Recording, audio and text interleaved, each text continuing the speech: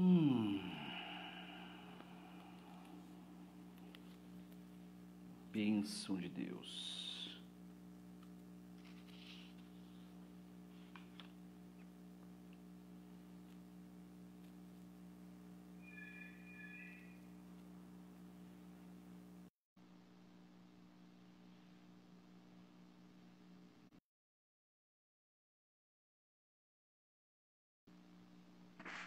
E aí, Pastor Michel? E aí, boa noite. Boa noite. Boa noite a todos. Aos irmãos que já estão aí. Vamos esperar chegar o pessoal. Pastor André Porto. Graça e paz, pastor. Mandar um aceno para você também. Tem algumas pessoas já com a gente. Muito boa noite. Hoje nós temos um assunto muito interessante que talvez não possamos nem terminar hoje, né, Pastor Michel? Mas a gente vai tentar. Graça e paz a todos os irmãos que estão com a gente, aqueles que vão entrar. Vou tomar uma aguinha aqui abençoada, ungida.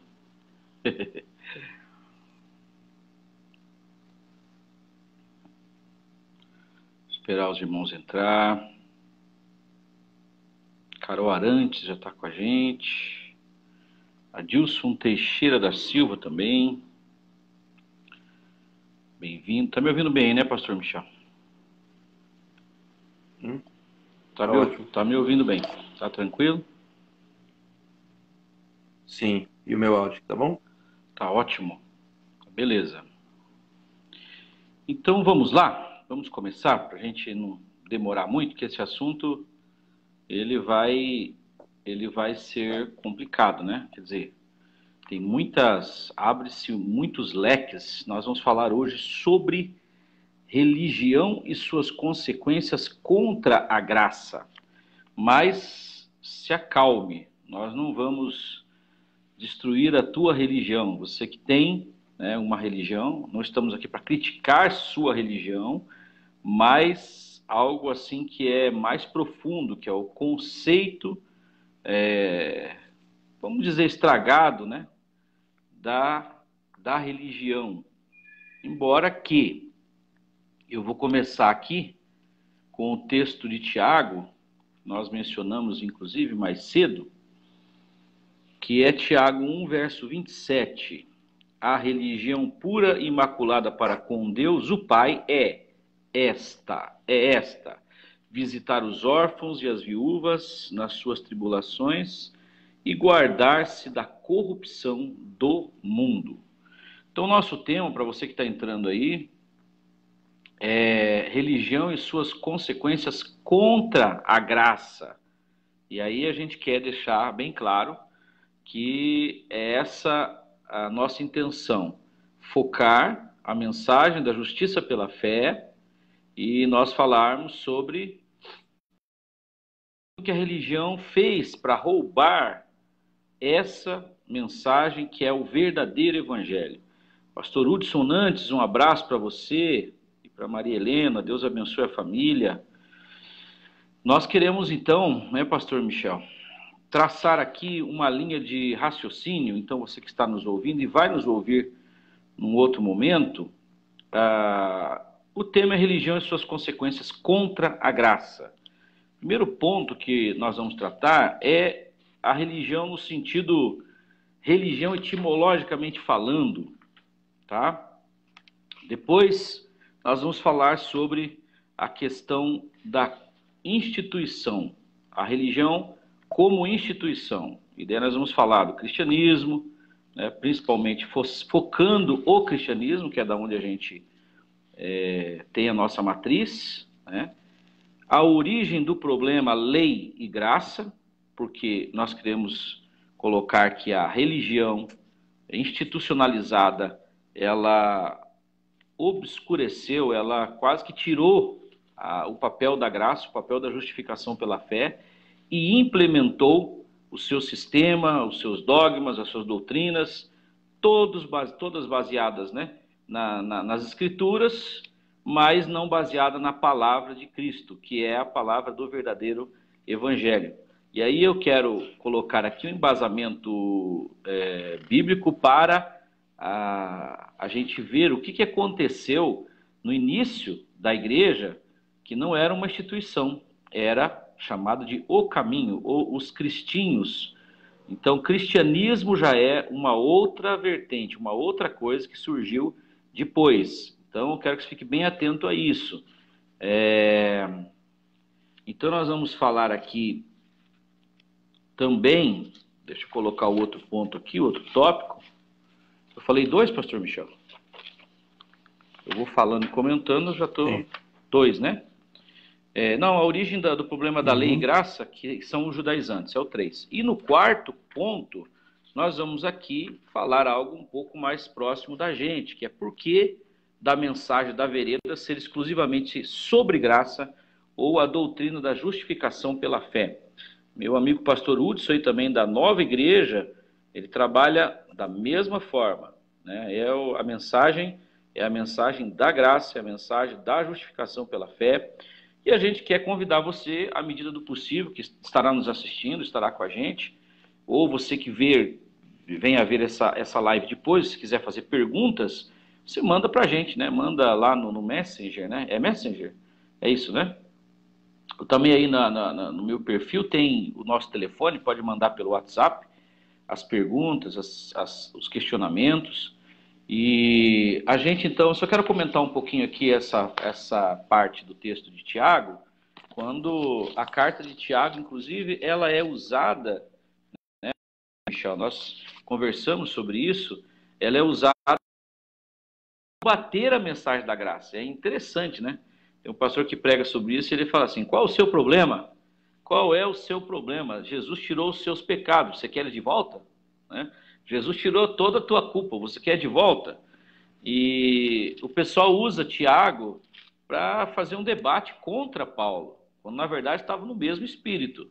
E a gente percebe que o apóstolo Tiago, ele tem uma questão específica.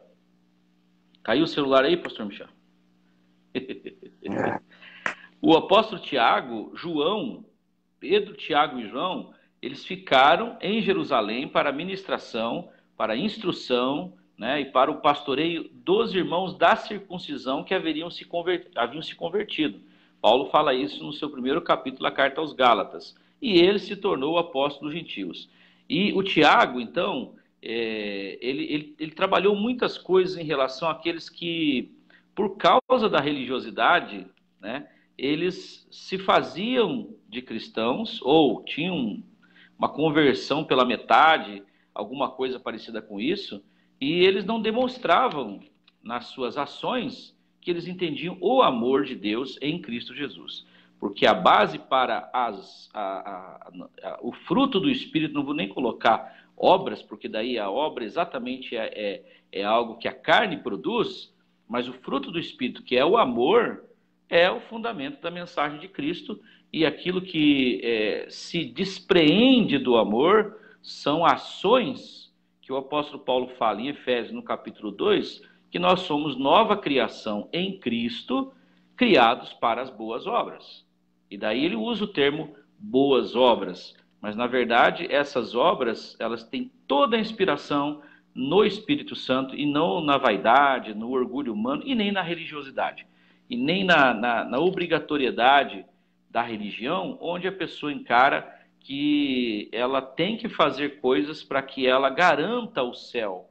Se eu não faço boas obras, então um dia eu vou ser julgado no julgamento final e de repente eu vou não ir para o céu porque eu não fiz boas obras. E aí tem embasamentos, né? O pessoal vai falar daquele texto de Jesus, tive fome, não me deste comer, tive sede, não me deste beber, e daí a pessoa inverte o negócio, como nós estávamos falando, né? A graça, a salvação pela graça, o enchimento do Espírito, a mentalidade de Cristo, que claro vai nos levar ao que o apóstolo João fala, que quem é nascido de Deus, ele ama o seu irmão, né? E não peca principalmente nisso. a gente tem isso como consequência e não como algo que a gente faz para alcançar o céu. E é claro, muitos já falaram isso. Eu não faço as coisas boas para ser salvo, mas porque eu já sou salvo. Só que isso foi invertido, cada vez mais invertido, e eu vou afirmar hoje aqui que a religião principalmente a religião cristã institucionalizada, divorciada, né, da dependência total do Espírito Santo e da palavra, que não são as Escrituras, nem esse livro, Bíblia, mas a palavra que é Cristo, o Verbo encarnado, aquele que é a chave de interpretação de todas as coisas, como diz Colossenses 2, chave de interpretação para a gente entender todos os mistérios de Deus. Agora, se na eclesiologia, no trabalho da igreja, eu me envolvo com um monte de coisa e deixo o Senhor da igreja de lado, é óbvio que eu vou mexer com uma coisa que se torna uma instituição e realmente tira Cristo de foco, e sem Jesus, ele disse, sem mim nada podeis fazer. Então, Tiago, ele fala que a verdadeira religião, né, o verdadeiro religar, aqui, o que liga o homem a Deus, é ele expressar esse amor que já está nele, que ele recebeu de Deus, ao seu próximo. Se a pessoa não está fazendo isso, é óbvio que ela não teve uma experiência com a graça salvadora e muito menos com o amor de Deus. Porque eu não posso dar uma coisa que eu não tenho. E até amar a Deus não é uma vantagem, um mérito nosso, porque o João deixa bem certinho ali no capítulo 4, nós o amamos porque ele nos amou primeiro. Amém? Pastor Michel, pode fazer as suas considerações iniciais aí, seus comentários, mas a gente vai comentar um pouco mais para frente, né? Tem que falar uma parte mais seria teórica aqui, né? E vamos fazer assim, Pastor Michel. Você fala aí o conceito etimológico, você até me mandou outro, né? E depois eu entro na questão lá do cristianismo, a religião como instituição.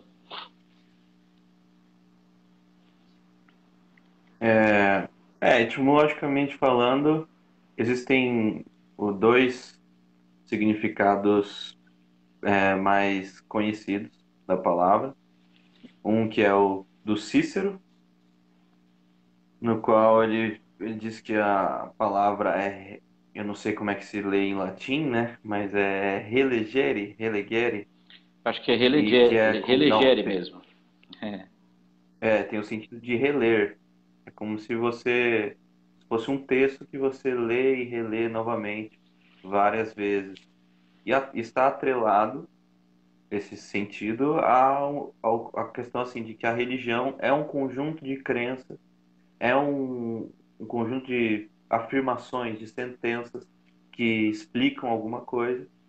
E aí o sujeito que é um adepto dessa religião fica lendo e relendo esse conjunto de crenças. Essas crenças também podem ser, inclusive, a preceitos morais e preceitos práticos. Você relê o que você deve fazer para ser uma pessoa boa, e assim por diante. Eu estava falando mais cedo com você hoje que as religiões geralmente procuram explicar coisas, perguntas que envolvem o metafísico, né? Sim. São perguntas filosóficas. Só que a filosofia vai assim no sentido da investigação. Então, os filósofos tentam, através da lógica, através da investigação, descobrir as respostas para as perguntas metafísicas, coisas que vão além da matéria. Então, para onde que vida após a morte, por exemplo, de onde surgiu o mundo, e coisas assim. Só que a diferença é que a religião ela já tem essas respostas, ela não está fazendo perguntas, são afirmações, ela está dando, revelando a resposta. E cada religião tem a sua resposta. Muitas vezes inspirada, por exemplo, nós temos as três principais religiões monoteístas, né? Que é o judaísmo, o islamismo e o cristianismo. Essas três religiões são muito parecidas, têm muitas coisas em comum. Elas derivam de crenças em comum, de experiências em comum que muitos profetas tiveram, muitos homens tiveram com Deus. Só Sim. que a interpretação que essas pessoas deu divergiu E aí elas fizeram as suas afirmações sobre o mundo metafísico e assim por diante. A outra palavra que geralmente, etimologicamente, a gente usa para falar sobre a religião, tá vendo aqui que é o tal de Latâncio, né?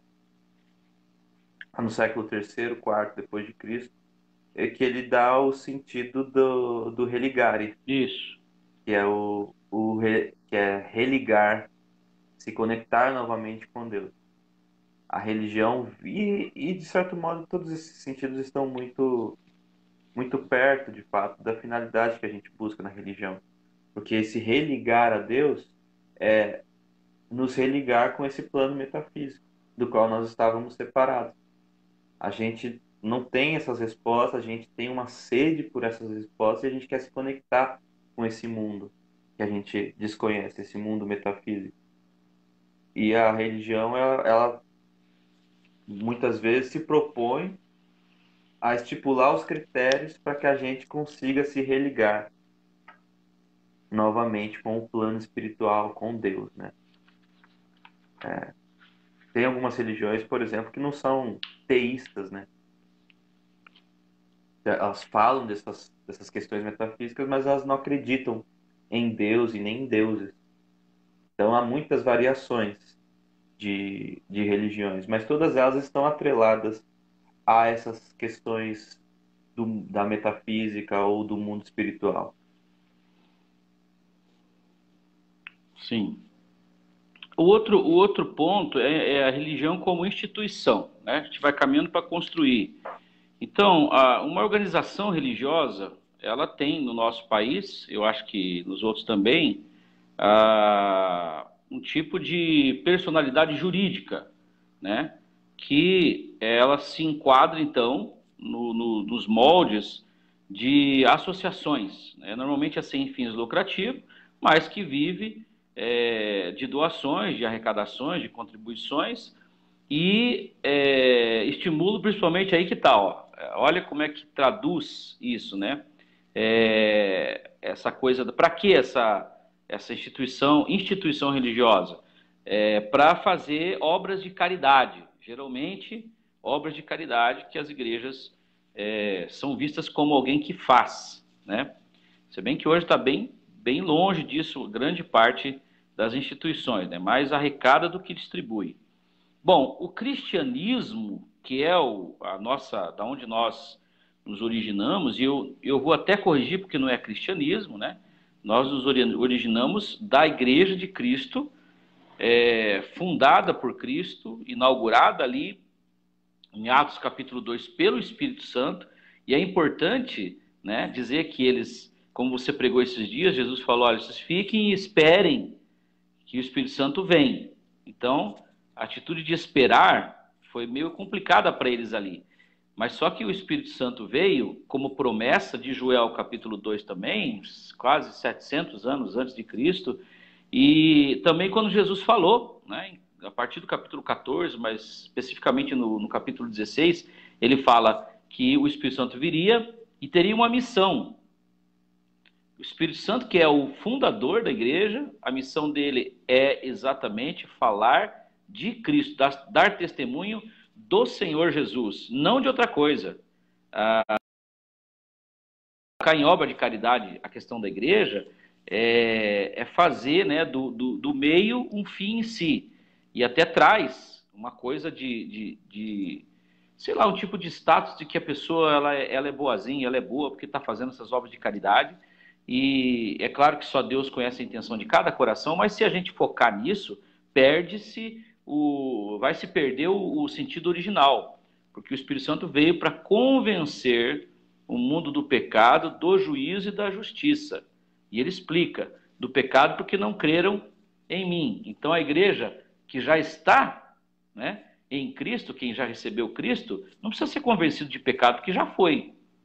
Precisa ser convencido da justiça de Cristo, que é a justiça atribuída, doada para nós como dom. Então, por isso que a gente se diferencia de cristianismo, instituição religiosa, que tem as suas raízes, de acordo com o pessoal da história aí, os que qualquer, você dá um Google aí, você vai ver que o cristianismo eles levam essa palavra cristianismo para o fundamento lá da fé judaica, né? Que aqueles homens que andaram com Jesus, aquele grupo de 12 e os demais, os que vieram depois, que no princípio eram essencialmente judeus, então é como se fosse seria um braço do judaísmo, que inclusive foi perseguido pelo judaísmo, porque era uma religião que deixava Moisés e abraçava o Yeshua HaMashiach, aquele jovem de 30 anos que morreu com 33 anos,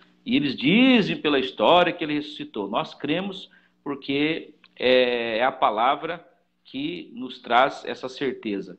Então, a religião cristã tem três vertentes: o catolicismo romano, a ortodoxa oriental e a igreja protestante, né? É interessante que você falou aí que cada uma vai tendo um certo escopo de doutrinas e quer reler essas doutrinas, reafirmar essas doutrinas. E, basicamente, a maior parte das igrejas estão fundamentadas em dogmas. E esses dogmas que são, vamos dizer assim, são as colunas daquela religião ou da religião cristã chamada. Os protestantes, então, né, que é a reforma protestante, eles têm as suas denominações, os seus grupos menores. Até uma crítica que se tem aos protestantes, que a gente é muito dividido. Agora, essas divisões já existiam no judaísmo, tinha prosélitos, tinha os saduceus, os fariseus, os essênios, né? Você tem lá grupos específicos, e os judeus tinham suas divisões, a Igreja Católica acaba tendo as suas pastorais, que eles não chamam de divisão, mas essencialmente a ortodoxa e a católica se diferenciam pela questão de Roma, pela questão do Papa, e os protestantes já são um pouco mais livres, porque, embora tenham associações e personalidade jurídica né, estabelecida, mas existe essa liberdade para a pessoa ter outra religião, e muitas, né, a partir principalmente da década de 70 para frente, surgiram no Brasil muitas outras, né? Eu acho que tem mais de 100 mil denominações, salvo engano. Mas por que nós estamos falando isso? A É, gente está construindo em cima de uma questão que é religare, o termo que você falou, a religião institucionalizada, que traz para as pessoas qual que é a religião verdadeira, qual que é a melhor religião, qual que é a religião certa. E daí fica essa briga em cima desses dogmas, essas coisas. O que você ia falar? é importante a gente tentar dar uma olhada assim lá atrás, como é que tudo começa. Por exemplo, o judaísmo. A gente sabe que Adão falava com Deus, a gente sabe que os descendentes de Adão, até chegar em Noé, eles tinham um contato já, até de tradição na sua família, de saber quem é Deus. E a gente vê Deus se revelando para Abraão, o patriarca do judaísmo. E o que acontece depois disso? Quando Deus está ali falando com Abraão, prometendo coisas para Abraão, até aquele momento não existe uma religião ainda. Não se formou a religião judaica, o judaísmo. Existe um povo, uma família Sim, que segue algumas tradições, mas não existe um corpo de doutrinas. Isso vai surgir com Moisés. Então, a partir de Moisés é que se estrutura esses dogmas da religião judaica. E aí se fecha, de certo modo, um conjunto de doutrinas. Ó, que nós somos judeus, nós acreditamos nisso aqui, naquele outro.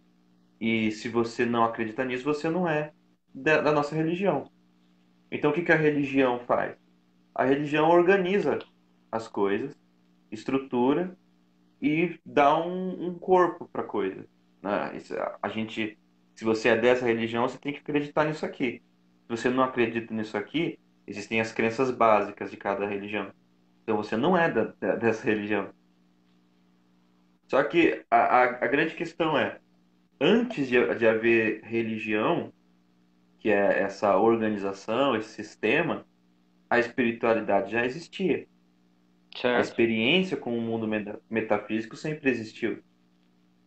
Então, o que acontece, e a gente vai comentar sobre isso muitas vezes, é que o cristianismo, por exemplo, o cristianismo histórico, ele fechou um corpo de doutrina, Isso levou mas séculos, né? não necessariamente, exato, e não necessariamente as pessoas que não fazem parte dessa igreja, do cristianismo, pessoas que não acreditam em todo o corpo de doutrinas principais do cristianismo, elas estão impossibilitadas de ter uma experiência com Deus, com o mesmo Deus do cristianismo. Isso é Então, complicado de assim, falar, né? Principalmente para crentes, né? muitas vezes o sistema religioso quer controlar, quer organizar as coisas, só que acaba sendo muito presunçoso nesse sentido, porque às vezes, nem sempre, e geralmente existem os que são mais sábios e os que são menos sábios, mas eles querem assim, não, esse aqui é o nosso clubinho, e se você não participa desse clubinho aqui, você não consegue se comunicar com esse Deus. E a gente sabe que não é assim. Deus não se prende aos nossos dogmas, às coisas que a gente tenta controlar. E a gente quer controlar coisas que nunca foi nos prometido que a gente poderia controlar. Então, disso que a gente vai acabar falando aqui até o final dessa live, eu acho que o mais importante é que a religião em si não é antagônica ao evangelho, mas o evangelho não está preso a nada, não está preso a um conjunto de crenças fechado, conjunto de regras fechado, porque se você pega ali as cartas do apóstolo Paulo, o tanto de vezes que ele enfatiza que tudo está, o centro de tudo é o Espírito Santo, é o poder de Deus e é a vontade soberana desse Deus. Como é que a gente vai criar um sistema rígido, tentar controlar essa coisa se o próprio conjunto de crenças do cristianismo já diz que é o Espírito Santo que age e que decide na sua soberania como as coisas devem ser.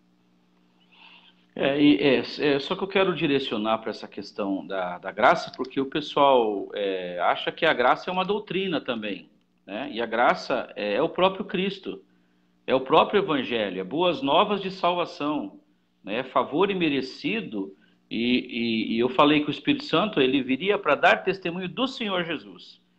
E essa estrutura religiosa que compreende inclusive essa questão do conjunto de dogmas e de crença, e que é ensinado, pelo menos era ensinado, as pessoas se preocupavam em saber, bom, eu sou dessa religião, o que vocês preconizam, o que vocês ensinam, né? Quais são os ensinamentos, até alguns dizem, qual que é a filosofia da religião de vocês?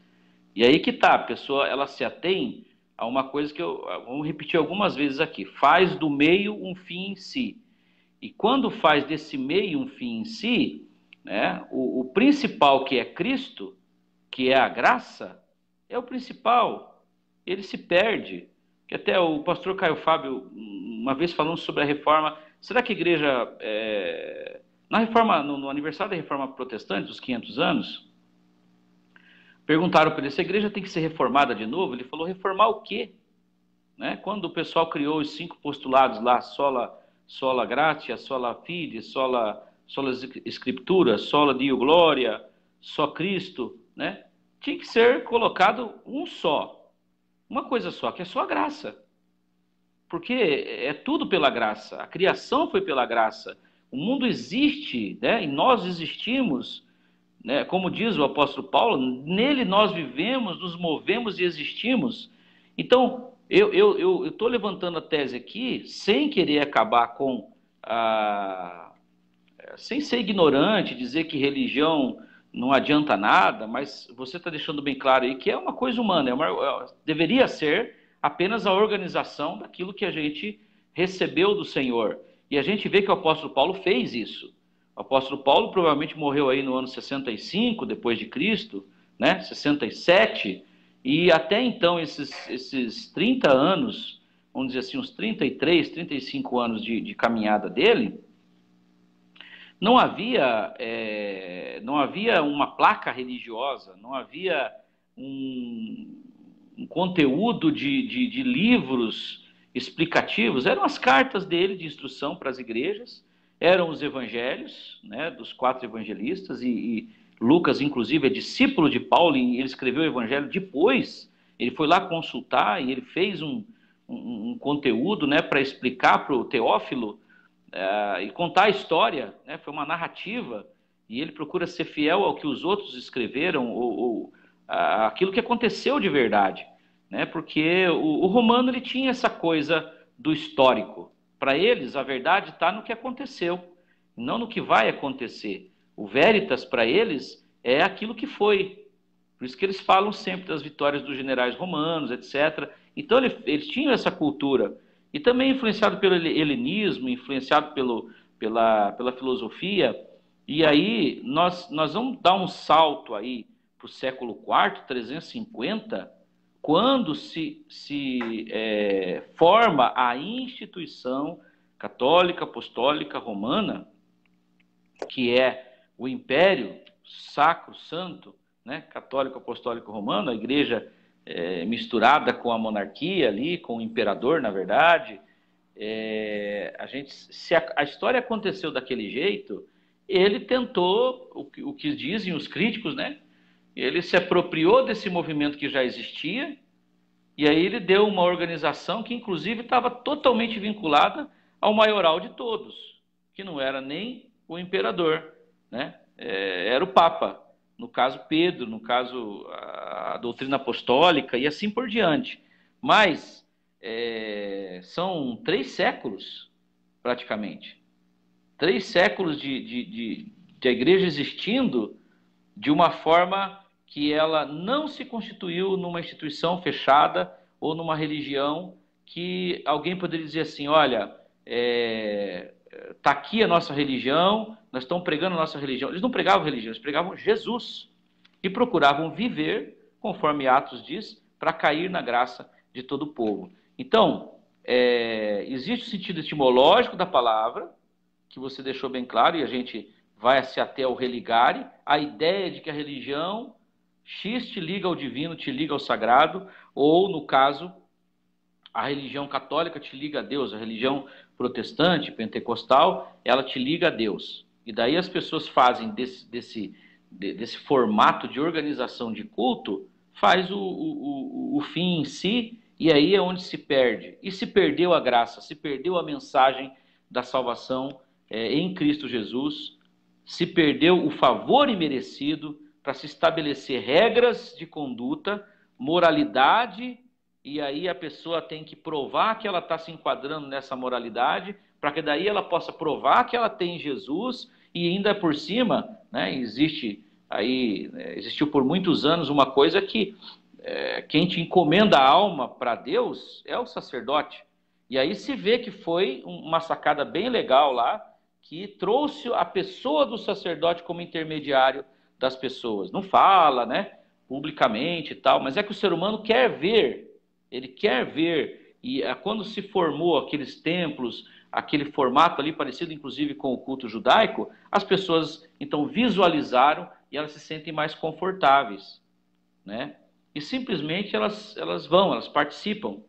E sem contar que foi obrigado a se tornar cristão naquela época, e o pessoal trouxe um monte de paganismo para esse convívio da irmandade. Mas eu queria só terminar aqui, pastor Michel, uma parte que eu sei que é chata, que é a parte mais teórica, só que é importante dizer, né, que o cristianismo, ele é uma religião, né, milenar, aí a partir da Igreja Católica. E só que qual que era olha o que eles escrevem sobre quem são os cristãos desse cristianismo. Os seguidores do cristianismo, conhecido como cristãos, acreditam que Jesus seja o Messias profetizado na Bíblia hebraica, a parte das escrituras comum tanto ao cristianismo quanto ao judaísmo. A teologia cristã ortodoxa alega que Jesus teria sofrido, morrido e ressuscitado para abrir o caminho para o céu aos humanos. Veja, para abrir o caminho, então eles vão ter que fazer a parte deles, só abrir o caminho, né? Vivos e mortos, peraí, os cristãos acreditam que Jesus teria ascendido aos céus, e a maior parte das denominações ensina que Jesus irá retornar para julgar vivos e mortos, né, os seres humanos, e conceder imortalidade aos seus seguidores. Jesus também é considerado para os cristãos como modelo de uma vida virtuosa, aí que pega o problema, né? Porque daí a ideia de você imitar a Cristo é algo meramente impossível, sem o favor imerecido, porque já tentaram, a gente tenta, não consegue, né? E vamos continuar tentando. Só que se Cristo viver em nós, nós vamos ser como Cristo. Agora, se eu olhar para Ele e ter Ele não como um salvador, mas como um guru, eu posso até tentar, eu vou me tornar uma pessoa legal, mas eu não vou me tornar como Ele queria que a gente se tornasse, e isso acontece nessa união que nós temos com Ele.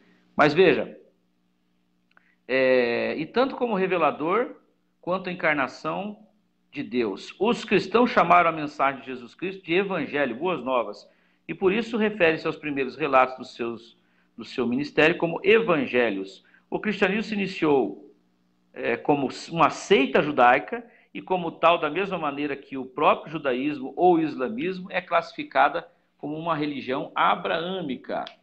Após se originar no Mediterrâneo Oriental, rapidamente se expandiu em abrangência e influência ao longo de poucas décadas, do século IV, e no século IV já havia se tornado uma religião dominante no Império Romano. Durante a Idade Média, a maior parte da Europa foi cristianizada e os cristãos também seguiram sendo uma significante minoria religiosa no Oriente Médio, norte da África e parte da Índia. Depois da era das descobertas, através do trabalho missionário da colonização, o cristianismo se espalhou para a América e pelo resto do mundo. O cristianismo desempenhou um papel de destaque na formação da civilização ocidental, pelo menos no século IV. No início do século XI, o cristianismo conta com 2,3 bilhões de fiéis, né? Representando cerca de 1/4 a 1/3 da população mundial. No caso hoje, é uma das maiores religiões do mundo e o cristianismo também é a religião de diversos países. Então, essa parte teórica que traz para o cristianismo essa apoteose vinculada à história, porque realmente o cristianismo ele cresceu assustadoramente, só que hoje nós vemos qual religião crescendo mais do que o cristianismo em termos assim de proporcionalidade. É o Islã, na Índia, né? Aonde mais? Lá aquele pessoal que briga com a Índia ali do lado deles, que são muçulmanos também, esqueci agora, me fugiu, mas ali é onde está a maior parte dos muçulmanos, não é nem no Oriente Médio. Mas ela cresce por quê? Porque o cristianismo parece que está em declínio.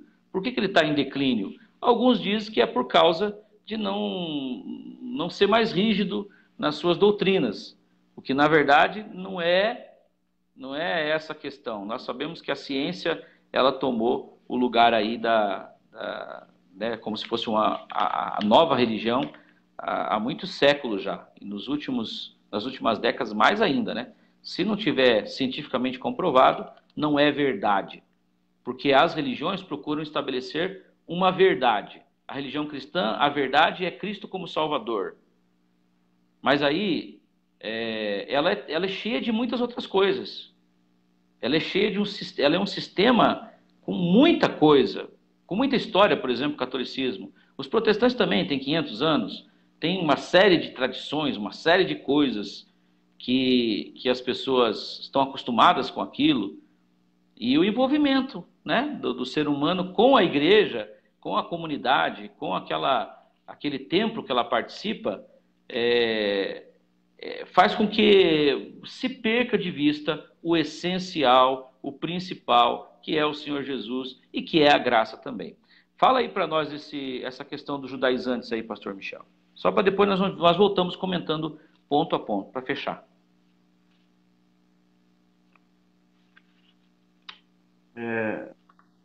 os judaizantes na igreja primitiva. Isso. Porque tem os Então, de agora, né? você vê, tem os de agora.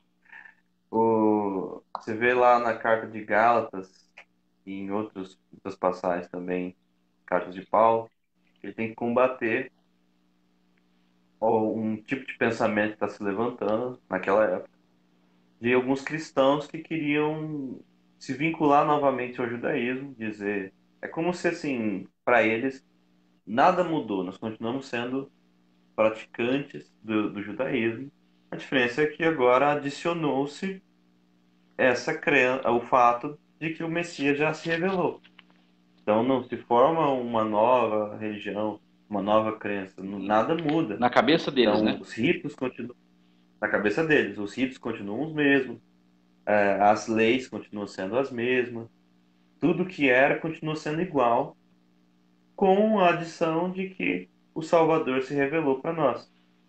Mas a lei continua valendo, o, tanto a lei cerimonial quanto a lei moral. E esse pessoal estava, inclusive, querendo que as pessoas que se convertiam a Jesus, que tinham a experiência com Jesus, aderiam a essa crença, se circuncidassem. Porque o pacto do povo hebreu com Deus é a circuncisão, é a aliança que eles fazem.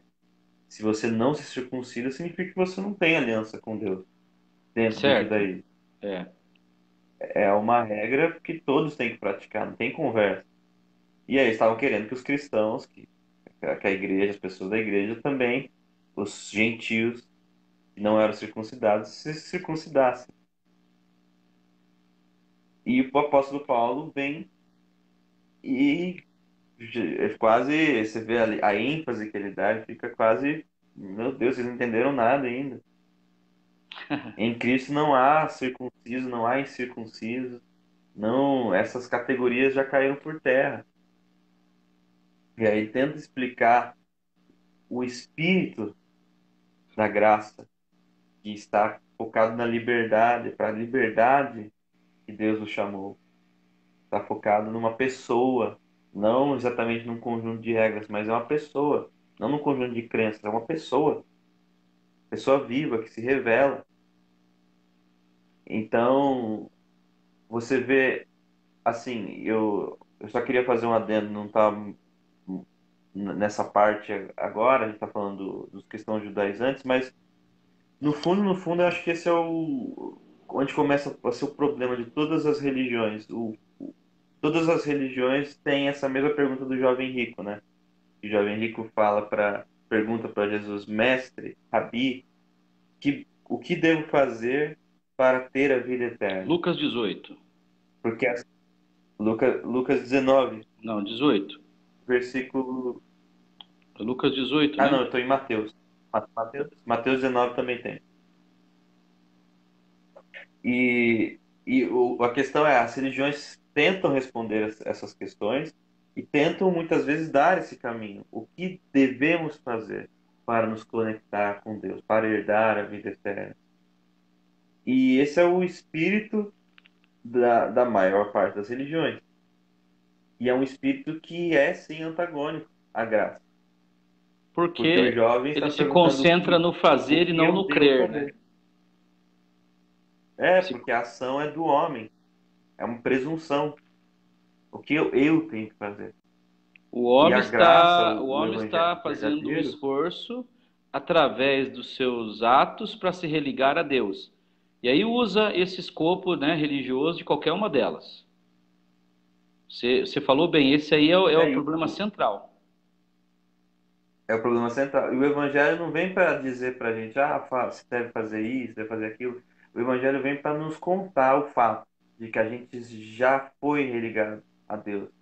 Não E nos, há, e não há no- nada mais a e ser nos feito. contar o que ele fez por nós, né? O que ele fez, não o que a gente fez ou o que a gente deve fazer. O que a gente deve fazer. Isso aí soa como heresia para muita gente. Porque a primeira coisa que faz, né, a É, pessoa que ouve isso fala assim: ah, então não tem que fazer nada. Né? Porque a ênfase no fazer é tão grande que se você fala, olha, tira o foco do teu fazer e coloca nele fazer. Aí a pessoa fala, ah, não, eu não quero. Por quê? Porque ela, na verdade, ela tem orgulho do que ela está fazendo, né? É. E é uma questão assim, porque existe uma boa intenção, existe uma busca, um sofrimento, as pessoas estão buscando se conectar com o mundo espiritual, se conectar com Deus, e cada um do seu jeito. Só que o sistema religioso muitas vezes cai nessa presunção de achar que o homem tem o poder, a capacidade de se conectar com Deus. É. Eu queria que você desse uma lida aí para nós nesse conteúdo, porque tem o final aqui que é muito Essa importante. parte. É, Lê você, pai, por favor. dos judaizantes Tá ruim aqui. para mim. São pessoas que, não sendo geneticamente israelitas, nem tendo passado por uma conversão formal ao judaísmo, seguem partes da religião e tradições ou tradição judaicas. O termo foi usado no Novo Testamento para referir aos cristãos hebreus que requeriam que os cristãos gentios seguissem as leis mosaicas, você falou. A antiguidade e a mística do judaísmo atrai muita gente. São vários grupos em todos os continentes que observam práticas judaizantes. Inclusive a cabala judaica ela é muito requerida, né, pelas pessoas. Seria, vou falar assim de forma geral, o espiritismo do judaísmo, né? Normalmente clamam uma descendência judaica obscura e impossível de confirmar, como é o caso do israelismo britânico no Reino Unido, que dizem ser descendentes das tribos perdidas de Israel e que a família real britânica é descendente de Davi, que eu sei que o Silvio Santos é descendente de Davi. Ou dos judios índios do México, que clamam serem descendentes de Luiz de Carvajal, né? No Brasil, existem grupos protestantes que clamam descendência marrana e tentam provar por genealogias e clamando ter costumes judaicos. Na maior parte dos casos, os costumes são de judeus askenazitas. Inclusive, os Pereiras, que é o meu sobrenome, que você herda também, seria... não, é sefaradita. Confundi. Da Europa Oriental Maravilha. e não dos judeus sefarditas da Ibéria. Nossa é sefardita, que é o Pereira, Oliveira, Carvalho, todos esses são. O cristianismo, desde Paulo, né, o Concílio de Jerusalém, os escritos do Novo Testamento, condenam que imposições judaizantes sejam praticadas por gentios e que gentios vivam como judeus. Ainda no século IV, em 8 homilias a diversos judaicos contra os judeus, João Crisóstomo prega contra essa doutrina.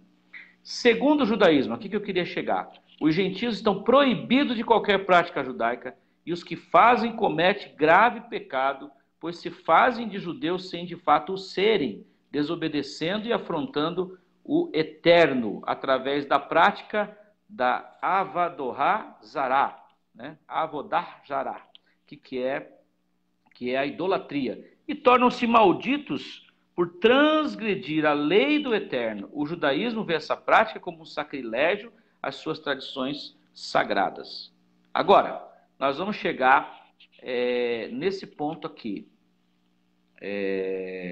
no embasamento para dizer que os judaizantes e a prática da mistura da lei e do evangelho iniciou exatamente ali com Paulo, e você falou que Paulo os combateu. Você veja que o judeu, por exemplo, como é que ele vê um cristão que, inclusive, tem uns que quase idolatram Israel, né?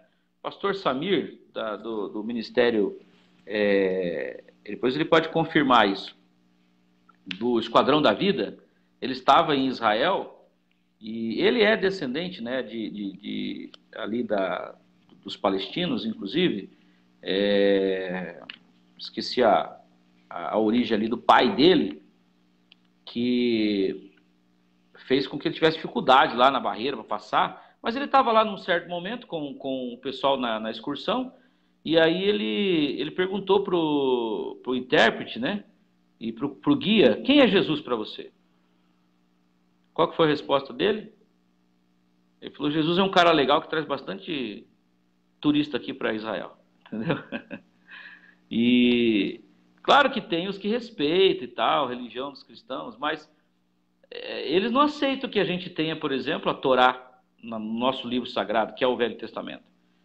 E essa mistura, né, que existe fortemente na igreja, principalmente na igreja neopentecostal, nas igrejas protestantes aí de matrizes históricas, que se tornaram muito vinculadas, mais ainda à questão dos judaizantes. Mas existem igrejas que eles creem dessa forma. Bom, a graça me capacita a cumprir a lei de Deus. Cadê a lei de Deus? Cadê a lei de Deus? Tem que buscar. Eu estou na graça, mas eu tenho que cumprir a lei de Deus. Para o judeu não é assim. Não tem Messias, não tem Jesus, não veio ainda, não tem graça, né? A graça que nós pregamos na pessoa de Cristo. E daí eu estou construindo dessa forma para que as pessoas enxerguem que o catolicismo ele vai nas raízes judaicas para pegar lá o culto, o jeito do culto. Você vê que tem o altar, tem o santo, tem o santíssimo, certo? Tem a representação do sacerdote, tem a intercessão de todos os santos lá que depois foi se organizando, cada um os dogmas foram se organizando até chegar no último, que é a questão lá da Maria, mas só que levaram séculos para eles chegarem até esses pontos, né? Só que ali você vê que eles têm um embasamento para eles fazerem o que eles estavam fazendo, que eram os judaizantes, que eram aqueles que praticamente estavam obrigando o pessoal que se convertia, e pior, né? Eles estavam obrigando assim, eles iam no rastro do Paulo, esses judeus convertidos, aí chegavam lá na igreja, quando o Paulo não estava na igreja, falavam assim, gente, não é bem assim, ó, o Paulo, né, talvez foi mal entendido por vocês têm que se circuncidar e guardar a lei de Moisés. Bom, isso gerou o primeiro cisma, que foi o primeiro concílio lá de Jerusalém, que nós encontramos num texto que as pessoas podem buscar aí na palavra, que é Atos, capítulo 15, a partir do verso 1 até o verso 29. E eu quero destacar aqui nessa história algumas coisas, pastor Michel, só para a gente entender o embasamento bíblico. Depois o pessoal lê aí Atos 15, 1 até o verso de número 29. Mas eu separei aqui a palavra deles, né, que eles se reuniram para discutir sobre gentios que estavam recebendo o Espírito Santo. E ele escreve aqui, alguns homens desceram da Judéia para Antioquia e passaram a ensinar aos irmãos, se vocês não forem circuncidados conforme o costume ensinado por Moisés, não poderão ser salvos. E aí, mais para frente, então se levantaram alguns dos partidos religiosos, os fariseus, que diziam que haviam crido e disseram, eles são fariseus que haviam crido. Lá no Evangelho de João, no capítulo 6, 7 e 8, Jesus tem grandes embates com esses camaradas, inclusive no 8 eles falam assim, se vocês permanecerem na minha palavra, vocês serão meus discípulos. E aí começa toda aquele confronto com eles, ao ponto de eles chamarem Jesus de bastardo, né? E isso porque eram os que tinham crido nele, né? E tinham aqueles que criam e não podiam falar, como o caso do José de Arimateia, o próprio Nicodemos mesmo, que deu uma camuflada, e depois que ele aparece. Mas o texto vai dizer que teve muita discussão. E aí Pedro se levanta, eu vou destacar uma frase dele, que ele diz assim, Deus não fez distinção alguma entre nós e eles, visto que purificou os seus corações pela fé, certo? Então, por que agora vocês estão querendo tentar a Deus impondo sobre os discípulos um jugo que nem nós, nem nossos antepassados conseguimos suportar? Alguém pode estar escutando ou vai escutar e vai dizer, isso é conversa fiada, a gente não guarda a lei de Moisés. Calma, porque a gente sabe que é ensinado o seguinte, a gente não guarda a lei cerimonial, e nem a lei civil de Israel, mas a lei moral nós temos que guardar, que são os 10 mandamentos, e ponto por ponto, e várias outras coisas que têm que ser guardadas, né? Na verdade, é um escopo de 613 mandamentos que eles têm. Um foi ligando ao outro, desprendendo o outro, e assim por diante. Então ele fala, de modo nenhum, cremos que somos salvos pela graça de nosso Senhor Jesus, assim como eles também. Tá? Então, depois o Tiago se levanta e vai fazer menção de uma palavra profética de Miqueias, que ele fala assim, olha, concordo com essas palavras proféticas conforme está escrito, depois disso voltarei e reconstruirei a tenda caída de Davi e reedificarei as suas ruínas e a restaurarei, para que o restante dos homens busque o Senhor e todos os gentios sobre os quais tem sido invocado o meu nome, diz o Senhor, que faz estas coisas conhecidas desde os tempos antigos. Por quê? Porque o judeu falhou na missão dele de ser luz das nações, certo? Entrou na perspectiva, nossa religião acerta, todo mundo está errado e a gente tem Deus, vocês não têm, e vocês vão se lascar porque nosso Deus vai matar todos vocês, certo? Se vocês não se converterem a esse Deus, só que eles estavam mergulhados realmente na religião deles e não no Espírito do Senhor. E eles se tornaram totalmente, né, que amnésia. Deus falou que ia levar a sua palavra aos gentios também. Eles viram isso acontecer com a mulher lá no poço de Jacó, era uma samaritana. Eles viram, né, as pessoas que foram tratadas por Jesus como foram tratadas, que eles não eram judeus. Só que agora, quando o Espírito Santo desce sobre italianos, comedores de macarone, né? Falar para nós nos dias de hoje, bárbaros, árabes, não, eles têm que circuncidar. Aí ele fala, não, gente, não dá para fazer isso. E eles mandam uma carta para o pessoal, e essa carta, eu quero frisar aqui um negócio, pastor Michel. Olha, lá na frente, depois que eles mandam a carta, e quando Paulo e Barnabé vão ler a carta, eles dizem assim, sabemos que alguns saíram do nosso meio sem nossa autorização e os perturbaram, transtornando as mentes de vocês com o que disseram que eles precisavam se circuncidar. Então, e circuncidar e guardar a lei de Moisés.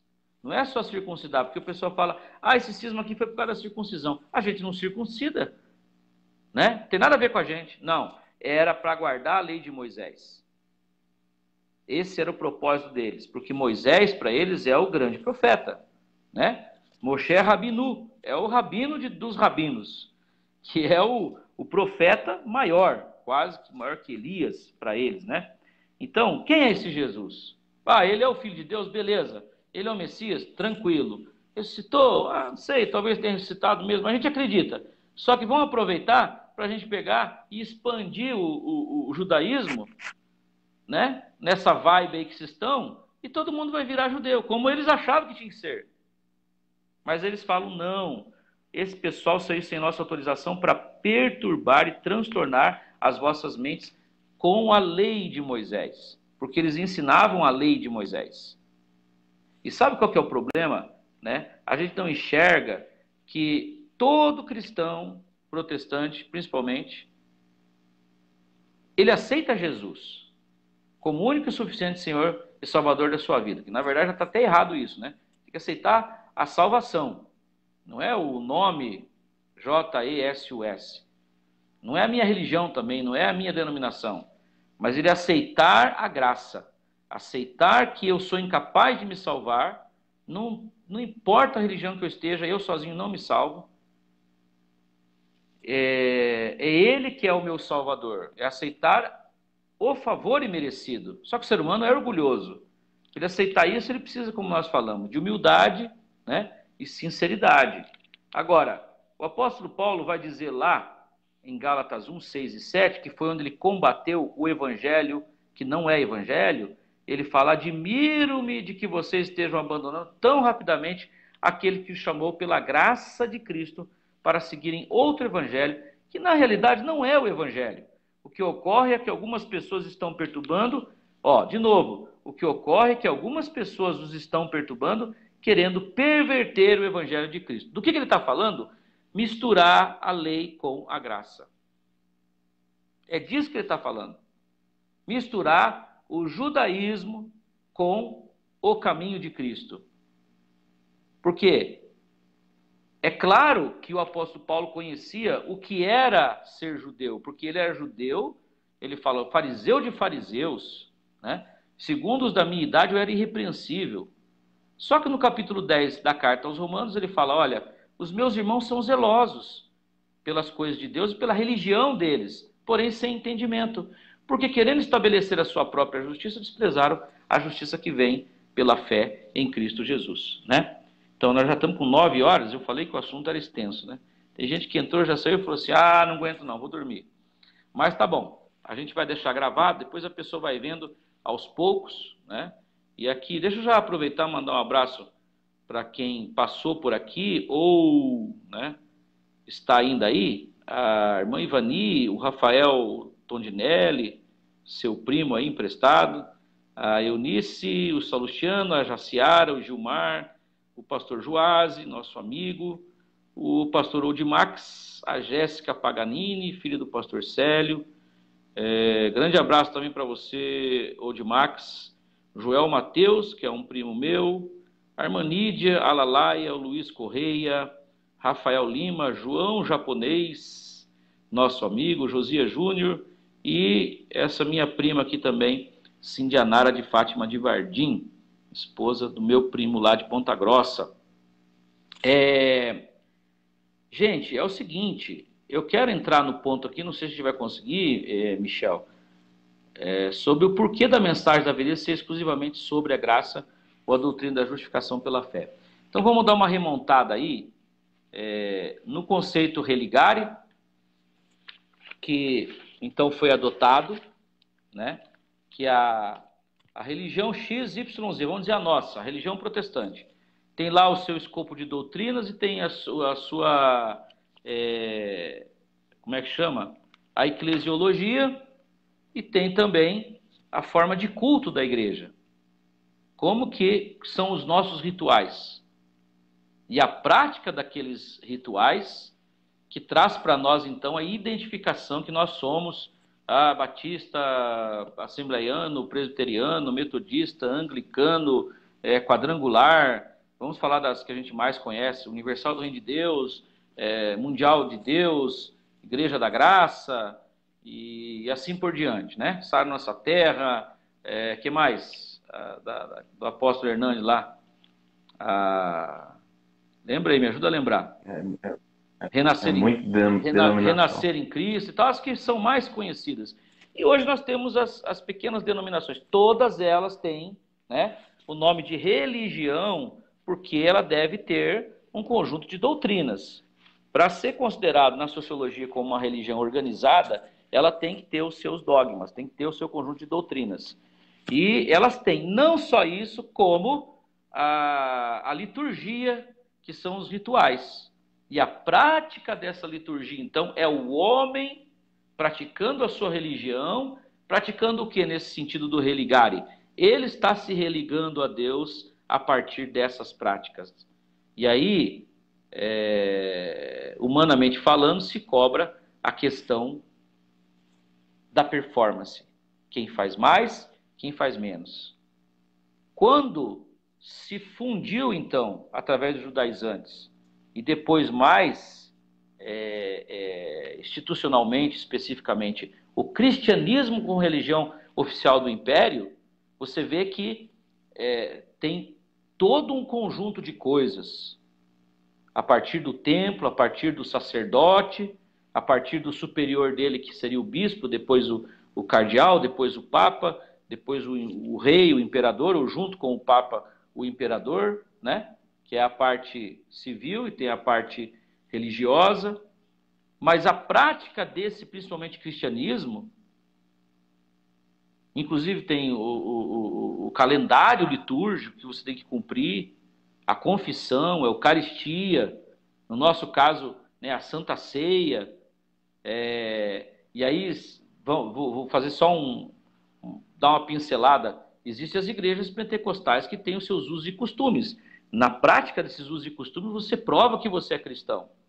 Então veja quanta coisa foi entrando, mas essencialmente é uma ideia do exercício do religare, né? É uma ideia de eu estar, eu preciso praticar a minha religião para eu permanecer na minha fé, para daí eu poder, digamos, o objetivo maior que era antes, né? Eu ir para o céu. Depois esse objetivo foi mudado para ser abençoado, ter coisas, e etc, etc.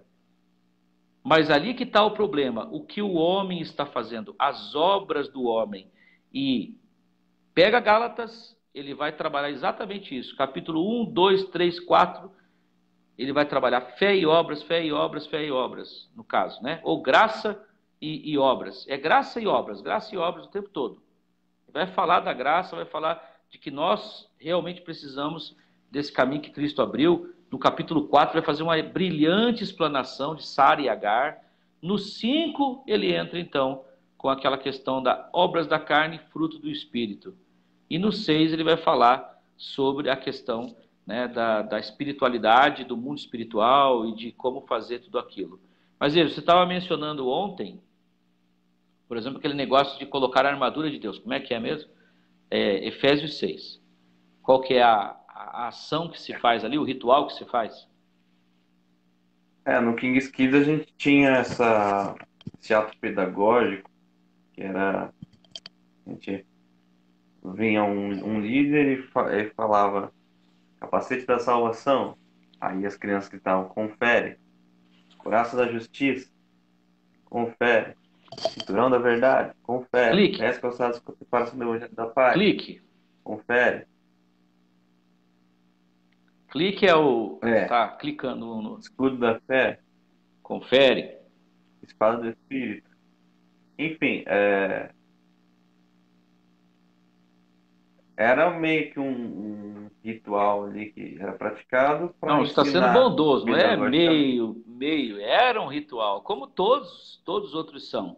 Não estou criticando o ritual em si, Mas mas o que leva a pessoa, sim, no caso, a grande a entender com aquilo. a grande questão de muitos rituais não é o problema não está no ritual, mas no entendimento do significado. Muitas pessoas, por exemplo, o que é comer o corpo de Cristo sem discerni-lo? É, É praticar o ato ali, o rito, sem entender o significado. certo. Então, muitas vezes a repetição nos leva a deturpar o significado das coisas, porque a gente acaba fazendo sem saber por que está fazendo. E começa a se tornar uma coisa meio pagã até, como se fosse mágica. Mecânica. A gente, agora eu fiz esse mecânica e mágico, porque agora eu falei, confere. Então agora minha cabeça está protegida, que antes não estava. Agora eu disse confere para curar da justiça, então eu vou agir com justiça. Se for uma coisa pedagógica, se as pessoas estiverem conscientes do que estão fazendo, é uma coisa. Agora, se eles acharem que tem um poder mágico nas palavras, nesse ato, aí entra numa coisa até pagã, né? E você vê como que os protestantes, principalmente agora no neopentecostalismo, esse sincretismo, essa coisa de misturar com coisas pagãs, inclusive o fato de vender água ungida, por exemplo. Vender objetos ungidos, a areia de Israel, a água de Israel. Não, não é Não, é vendido, uma coisa né? assim, Não é vendido. Você né? adquire por Dá uma uma oferta. oferta, né? Então, você dá um poder, e alguns até usam aquela passagem que tocaram na capa, né, do apóstolo Pedro e foram curados. Eles usam isso para dizer que os objetos, sim, podem ser usados para curar as pessoas. Mas o que você está fazendo? Você está invertendo completamente o significado e está dando poder a um objeto.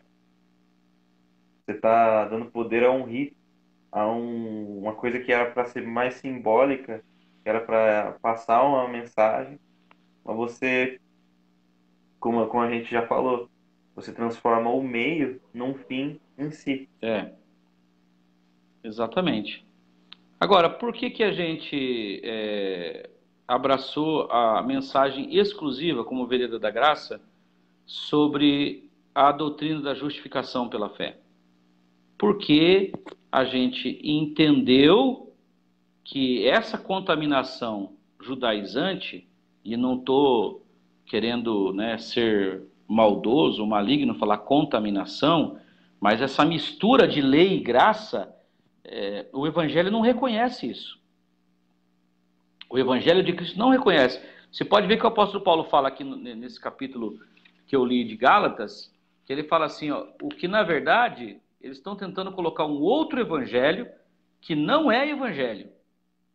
E aí ele vai pronunciar uma maldição, inclusive, o apóstolo Paulo é meio colérico, né? Ele vai pronunciar uma maldição, dizendo assim, ó, aqueles que estão fazendo isso, se nós, ou um anjo do céu, mesmo que seja um anjo de Deus, pregar um evangelho que não seja o que eu preguei para vocês, que era o evangelho da graça, sem a mistura com a questão da lei, ele falou, considere maldito. E eu vou repetir, considere maldito. E a pessoa que está fazendo isso, Deus vai tratar com ela. É complicado porque ele está muito irado com o que eles estão fazendo.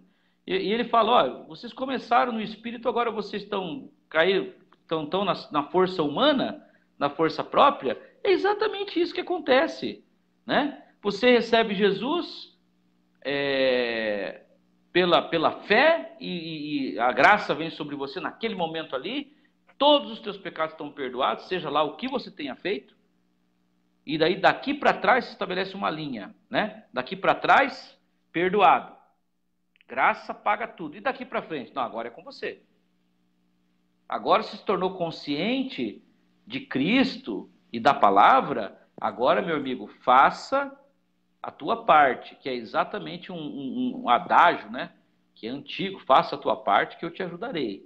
Ou aqueles que são mais bíblicos, mais teólogos, intérpretes da palavra. Você sabe qual que é o problema, pastor Michel? Eu devia ter estudado, os 4 anos que eu estudei teologia, olha, por curiosidade as outras coisas, mas essencialmente a doutrina da justificação pela fé. O evangelho em si, a essência do evangelho, entender que a palavra graça, ela é estigmatizada e ela é sinônimo de igreja liberal, que você pode fazer o que quiser, né? O que o pessoal pensa, por exemplo, que a vereda da graça lá, as pessoas não têm regras, não têm moral, eles estão liberados, o pastor lá liberou todo mundo para pecar e tal. Quem que sou eu para liberar uma pessoa para pecar? Né? A pessoa é livre, ela faz o que ela quer. Ah, mas o senhor não ensina as doutrinas bíblicas. Claro que nós ensinamos, né? E a pessoa pensa isso justamente porque ela não quer essa liberdade. E o apóstolo Paulo vai dizer no capítulo 5 aos Gálatas, foi para a liberdade que vocês foram chamados. Não torne a se meter debaixo de jugo. O que era o jugo? As doutrinas mosaicas. E ele depois vai falar especificamente lá em Colossenses, guardar dias e festas e luas. Ele fala que isso tem quase nada de poder contra a concupiscência da carne, porque ele estava centrado numa coisa. Cristo é a nossa justificação, Cristo é a nossa justiça, e é isso que vocês precisam saber. Agora, a questão religião, ela foi se construindo como um tipo de um monstro oficial, principalmente no nosso meio, né? Nem estou falando das outras religiões, mas no meio cristão, que a religião se tornou, né, uma coisa assim, maior do que o próprio Senhor Jesus. E aí é exatamente o que nós falamos desde o começo. Os meios se tornaram um fim em si. E é claro que você vai lá no catecismo lá, né, maior e menor do pessoal da igreja protestante presbiteriana, histórica, você vai encontrar lá que a igreja, ela é um meio da graça, ela não é a graça. Só que os ladrões da vinha transformam a igreja, né, no fim em si, e some Jesus aí, com o nome de religião, com o nome de denominação, né, com uma camisa que você veste, que você tem que defender aquela doutrina. Eu lembro que eu falava, por exemplo, da denominação que eu era, ó, venha para a igreja verdadeira. Você lembra que eu falava isso? Venha para a verdadeira, né? Uhum. Nenhuma outra assim. Eu falava brincando, mas tinha o fundo de verdade. Ah, nós somos presbiterianos renovados, porque a gente tem o rigor da doutrina e da teologia, somos formados em teologia, bacharéis em teologia, e temos o batismo com o Espírito Santo. Então é a união perfeita das coisas que faz com que nós também pudéssemos nos tornar perfeitos. Eu não me tornei, longe disso, e nunca vi ninguém perfeito por causa disso. Mas é uma religião forte. é boa, né? É uma igreja que é decente, honesta, a maior parte dos pastores são corretos, né? A doutrina em si não fere nada, não mancha nada, não prejudica ninguém, só que se tornou aquela coisa do meio em si, o meio se tornou um fim em si. E aí se perde a questão do favor imerecido. Porque o que é contrário de favor imerecido? É eu tentando me religar com Deus a partir da minha prática da minha religião. O religare se torna essencialmente ritos, performances e conteúdos morais. E o que isso gerou e gera até hoje? Gera um monte de gente que fica um tempo na igreja e sai. O pessoal fala que todas as igrejas têm uma porta dos fundos aberta, né? Mesmo tanto que entra pela frente, sai pela porta dos fundos. Por quê? Porque a pessoa chega a um ponto que ela fala, peraí, eu não consigo ser perfeito, eu não consigo alcançar isso aí. Eu tento orar, jejuar, ler a Bíblia, ir no culto, dizimar, ofertar, fazer campanha, e a gente enfrenta os problemas da vida, né? Mais comuns que pessoas que não estão na igreja enfrentam também. Para que está servindo isso? Ou se a pessoa for sincera, principalmente as sinceras, elas dizem, eu não quero mais. Eu creio em Deus, eu fico com Deus e tenho temor de Deus, mas eu não quero participar mais de uma comunidade. Porque aquilo se torna uma coisa pesada, um fardo para a pessoa. E a gente tem trabalhado e ministrado sobre a graça, sobre o favor imerecido, sobre a doutrina da justificação pela fé, porque esse é o evangelho e não dá para a gente pegar outra vertente. Eu coloquei, pastor Michel, e nós discutimos sobre isso, falamos sobre isso um pouco, né? A questão que a razão disso é a religiosidade. É a questão do entendimento errado do religare, né? Porque Cristo é a nossa religião. Ele nos ligou a Deus, cabal e definitivamente. Há um só mediador entre Deus e os homens, Jesus Cristo, caminho, verdade e a vida. Certo? É Ele a nossa religião. Mas o que as religiões se tornaram, e principalmente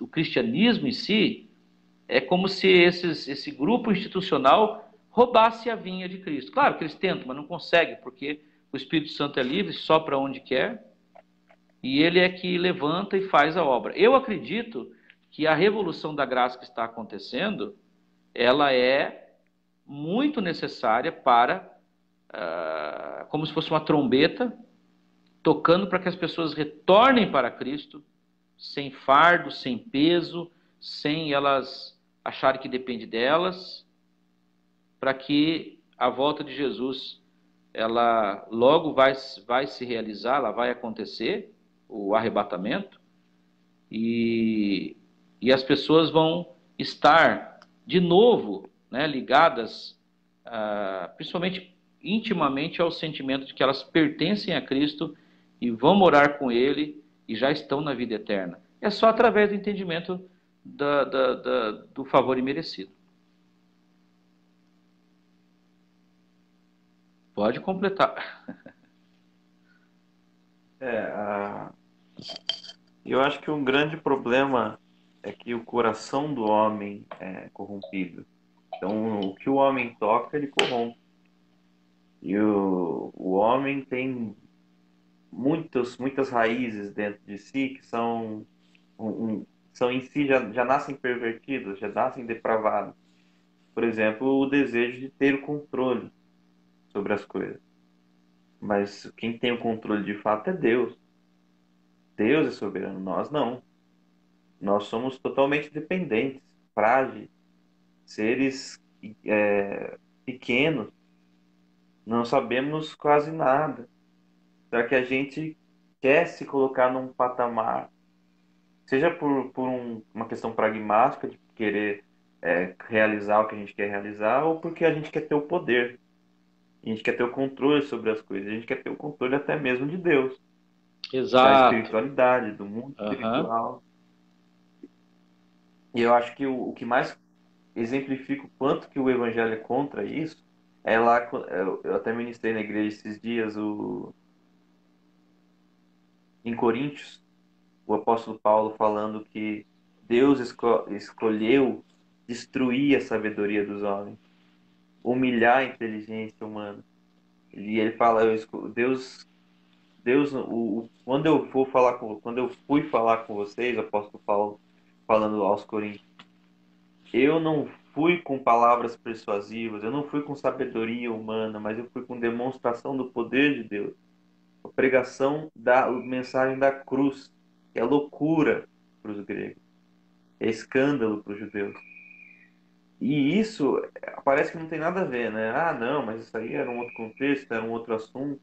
Mas é exatamente isso, porque o apóstolo Paulo está dizendo, olha, o poder de Deus, a soberania de Deus, a pessoa que é Deus, é que controla. Ele é o evangelho, ele é a mensagem, é a pessoa viva. E a gente tenta transformar isso num conjunto de regras, num conjunto de doutrinas. Ah, porque é assim, assado, a gente quer controlar até onde Deus pode ir, até onde Deus não pode ir, o que a gente tem que fazer, o que a gente não tem que fazer. E o Espírito do Evangelho nos convida a uma outra coisa, uma questão, nos convida à liberdade do Espírito. E ele fala assim, ó, isso aí que vocês estão chamando de sabedoria, Deus chama de loucura. Porque a sabedoria, o homem mais sábio entre os homens, para Deus é um louco. A sabedoria dos homens é loucura. E a loucura de Deus é mais sábia do que qualquer sabedoria nossa. E a gente olha para essa liberdade, a gente olha para a graça, a pregação da graça. Não, que graça é essa? Parece loucura. Exato. Como assim? Isso aí vai virar bagunça, vai perder o controle. As pessoas vão começar a pecar. Começar, hein? Mas é exatamente. É, antes não pecava. É. E é exatamente isso. A gente vai perder o controle, sim. Só que, na verdade, a gente nunca teve o controle. E nem deveria ter. O controle pertence a Deus. Deus é quem realiza a salvação. A Ele pertence a glória. É Ele que realiza a santificação em nós. Nós somos totalmente dependentes. Exatamente. Totalmente dependente. E a gente tem que perder o controle, né? E Não existe garantia. agora o formato, eu não estou falando muito aberto, Pastor Michel, já para a gente não ofender, né? Mas a verdade é que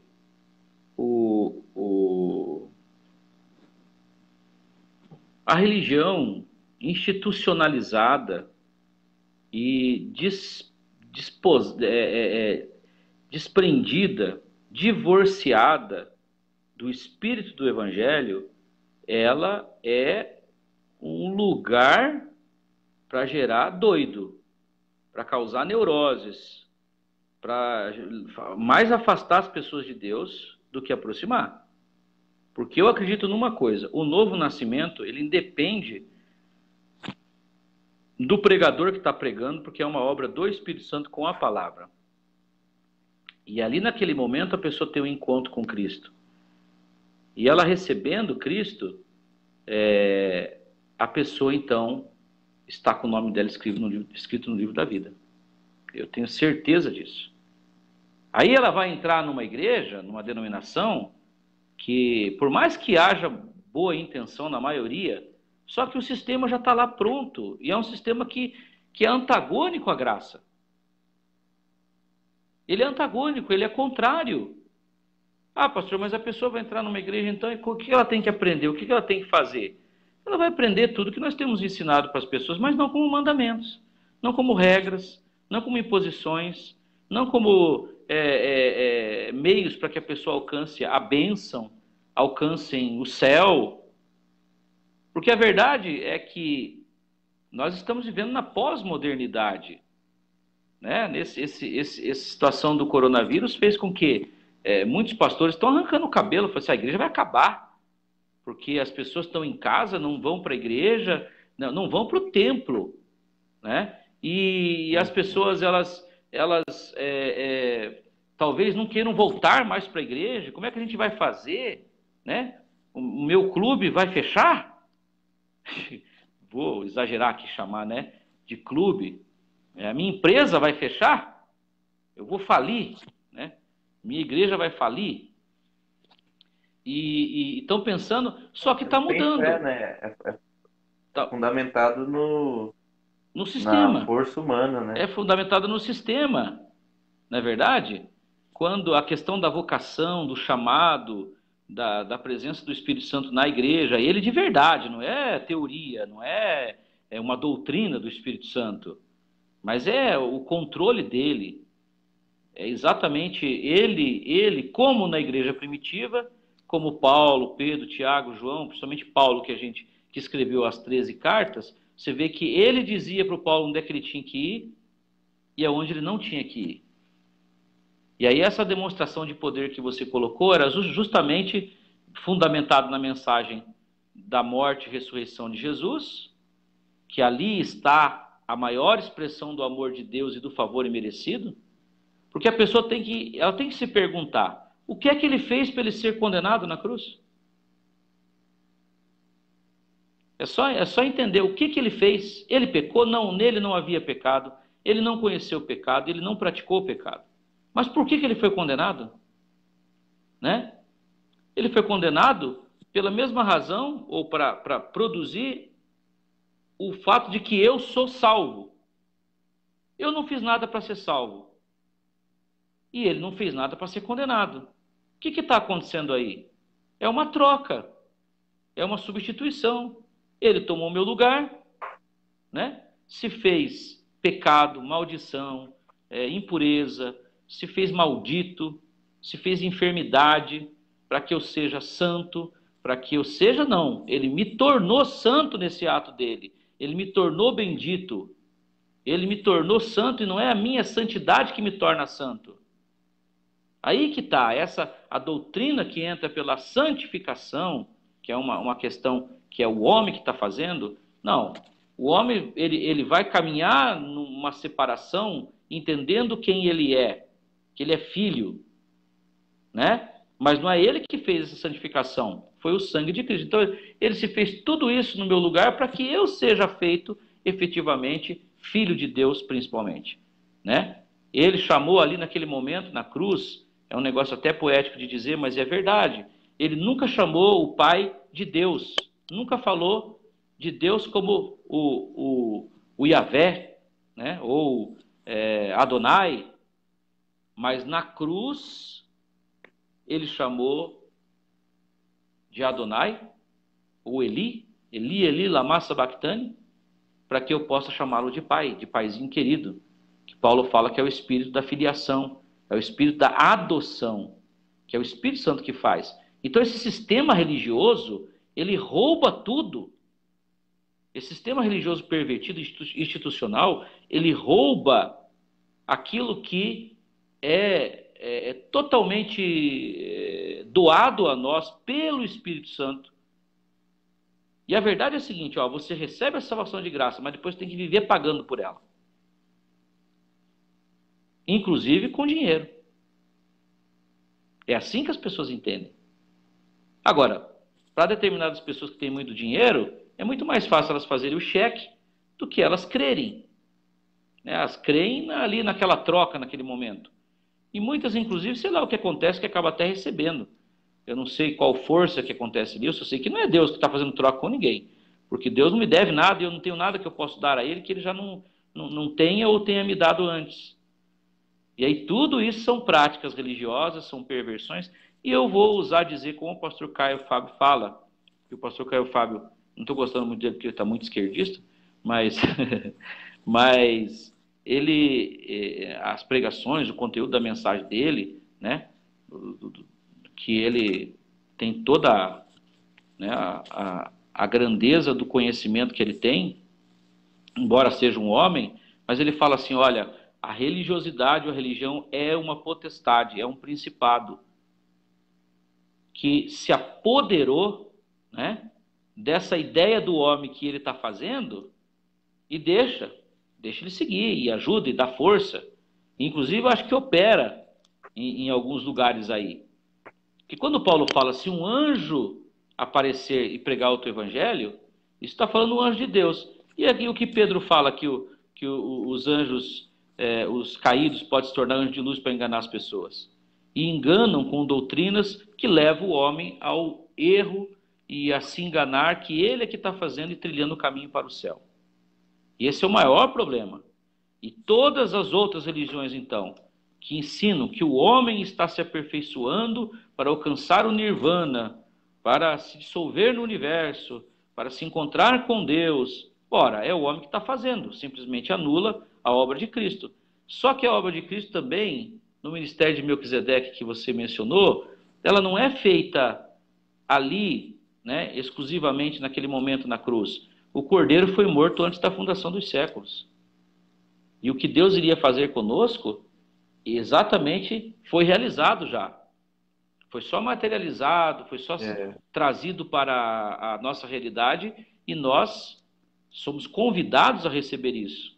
E eu quero dizer que na vereda da graça, nós não acreditamos que todos estão salvos pela graça.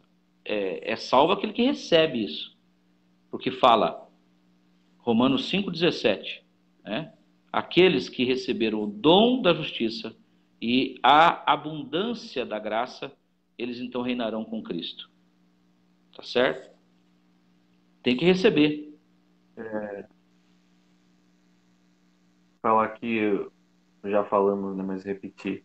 A maioria das religiões enfatiza e tenta nos revelar o que a gente deve fazer.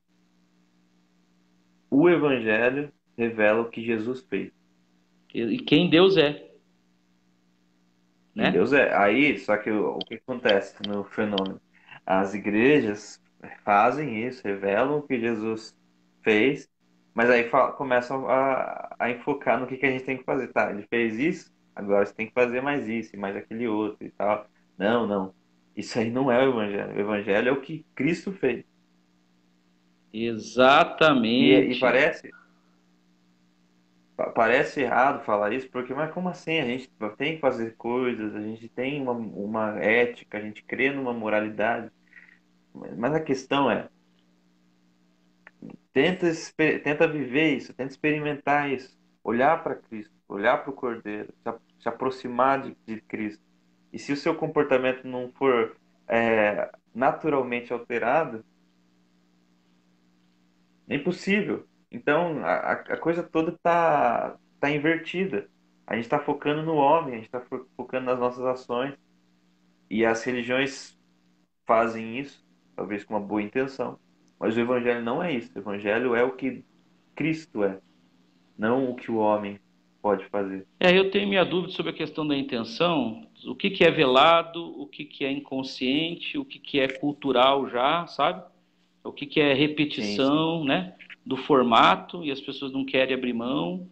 Mas o fato é o seguinte, a Bíblia diz que Deus dá graça aos humildes e resiste aos soberbos.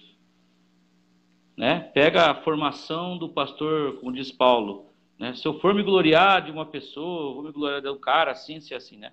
O cara tem mestrado, doutorado, formado em filosofia, em sociologia, em ciências políticas e, sei lá, advogado, tal, para dar peso na palavra dele, do que ele está falando, né? E traz para ele, então, ele que é o sustentáculo da religião dele, ou o fulano de tal, né?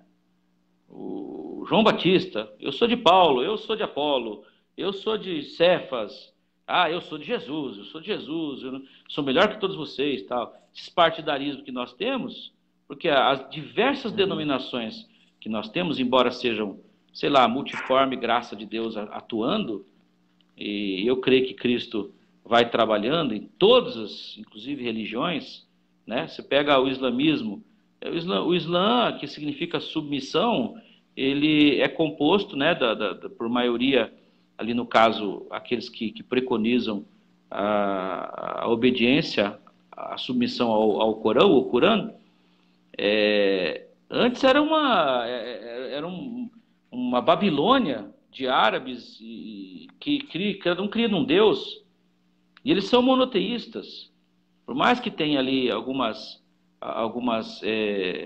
leituras sobre o nome, né, de Deus, que Allah em árabe quer dizer Deus, mas alguns acham que é outro significado, mas eles são monoteístas. As 3 maiores religiões monoteístas é o judaísmo, o cristianismo e o islamismo. O que Deus está fazendo com isso, com os primos de Isaac, né?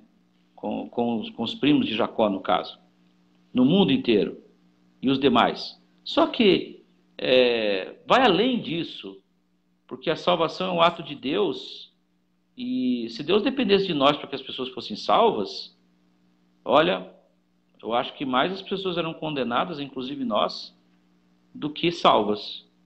Porque a soberania de Deus, a ação de Deus que se vê ali no capítulo 9, 10 e 11, somente no 11 de Romanos, ele fala que Deus escolheu Jacó e aborreceu Esaú, e ele é mal compreendido, mas ali é a soberania de Deus.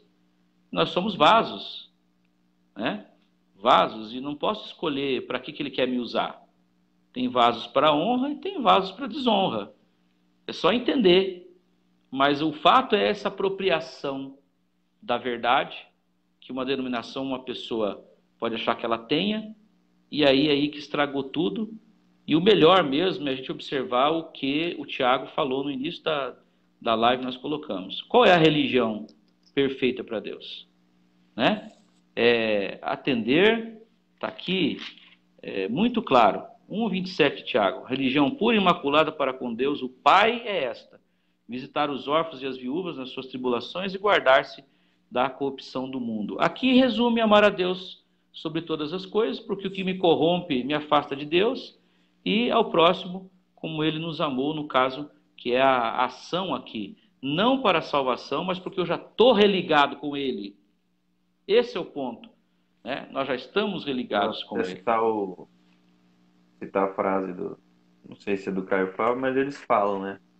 Que a única religião possível é aquela que nos religa com o próximo, pois com Deus nós já estamos religados. Amém. E o homem não tem poder para se religar. Então a religião possível é aquela que nos religa ao próximo. Amém.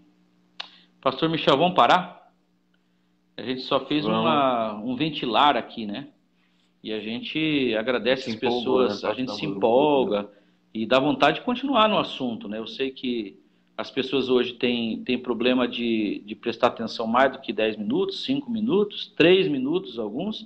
Agora está diminuindo até para 1 minuto e meio, né? Porque tem muita informação.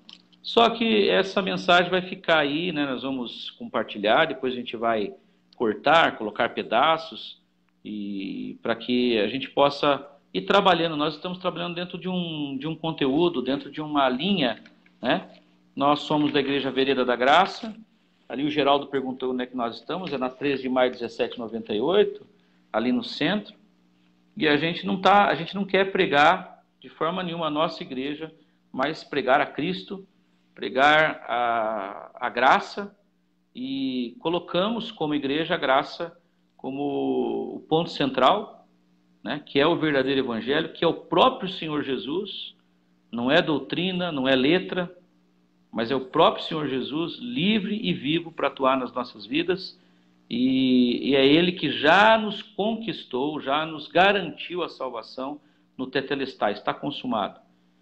A minha caminhada, a nossa caminhada, né, como comunidade, como parte do corpo de Cristo, a gente tem tentado ali, né, levar as pessoas a retornarem para o verdadeiro evangelho. Como diz o pastor Joseph Prince, é tirar o pó do evangelho e sair do ministério da condenação, gravado em pedras, e viver o ministério do Espírito. E o ministério do Espírito, ele foca Jesus. Não é eu, não é a placa, não são os dogmas, não é o louvor, não é o sistema, não é a moralidade, porque o evangelho não é moralidade, ele produz excelência moral, né? E a partir do entendimento de quem eu sou, não do que eu faço, e principalmente do que ele fez por mim. Então, esse é o verdadeiro evangelho. E ele não aceita o evangelho, ele veio para nos libertar, inclusive, da falsa ideia, né, da religião dos judeus, que eles eram os perfeitos e era a melhor religião de todas. E focar, na verdade, quando Paulo fala, olha, isso é tudo sombra, Cristo é a substância. Largue da sombra e abrace a substância, que é o próprio Senhor Jesus, que já veio. Então, é um negócio assim que liberta a gente das amarras, da condenação, da culpa, que a igreja vive dela. Uma grande parte das igrejas cristãs, elas trabalham no psicológico da pessoa a culpa. E aí a pessoa está sempre tentando subir a montanha para alcançar Deus e escala um pouquinho, cai 5 metros, aí sobe mais 3, e os que, pela insistência e temperamento, continuam, né, eles não sabem se estão salvos. Uma grande maioria se sente condenado por causa do quê? Das cobranças, de focar o pecado e não focar o Senhor Jesus. Eu vou parar de falar, senão eu vou falando mais ainda, né? Um abraço a todos, agradecer. Aí o Rafael, ele colocou uma observação, né? Obrigado, Rafael. E nós estamos focados na sabedoria que é o Senhor Jesus, não é nem a nossa. E ele tem nos dado aí essa direção para falar sobre isso, né? E nós estamos pregando, somos arautos daquilo que o Senhor tem nos mandado. Obrigado pela Regina aí também. A Regina Cesário, graça, essa não aceita, não é aceita pelos religiosos, porque ela é antagônica, né, ao eu me ligar a Deus.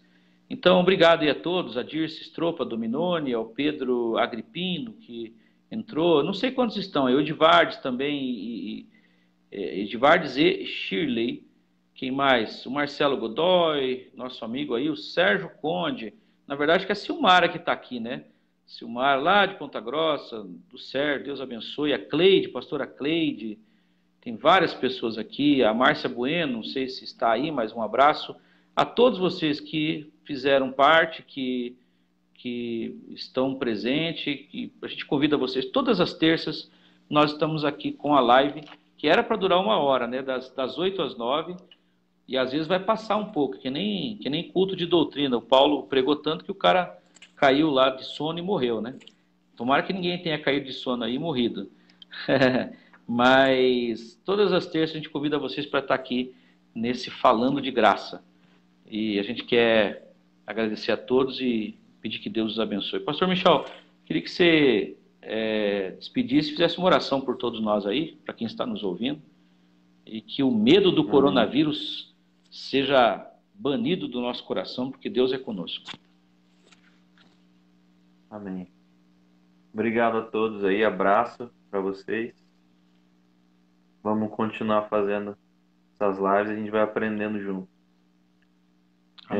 Então, Deus, nós te pedimos agora que nos abençoe, nós te pedimos que nos abra os olhos, meu Pai, tira as escamas dos nossos olhos, pois nós não queremos confiar na nossa sabedoria, nós não queremos confiar no nosso esforço, naquilo que nós fazemos, naquilo que nós achamos que sabemos. Nós queremos confiar em Ti, Deus. Queremos nos entregar, nos lançar nesse amor. Sabemos, meu Pai, que a nossa única garantia é esse amor. Nossa única garantia é o Senhor Jesus. E mais nada, nós não podemos fazer nada. Nós não temos o controle, mas nós confiamos em Ti, Deus. Agora eu te peço que abençoe cada um que ouviu, cada um que de alguma forma aproveitou algo que foi dito nessa live. Abençoe as pessoas que estão em suas casas, abençoe as famílias, Deus. Se porventura está alguém com alguma enfermidade, está alguém passando por esse momento, sendo afetado por esse vírus, Deus, eu te peço que, por favor, Deus, faça a sua vontade e cure o nosso coração, cure a nossa alma e tire de nós todo medo, Deus. Nós não precisamos mais ter medo. Nós não precisamos mais nos sentir inseguros, Deus, porque estamos seguros em Ti, Deus. Amém.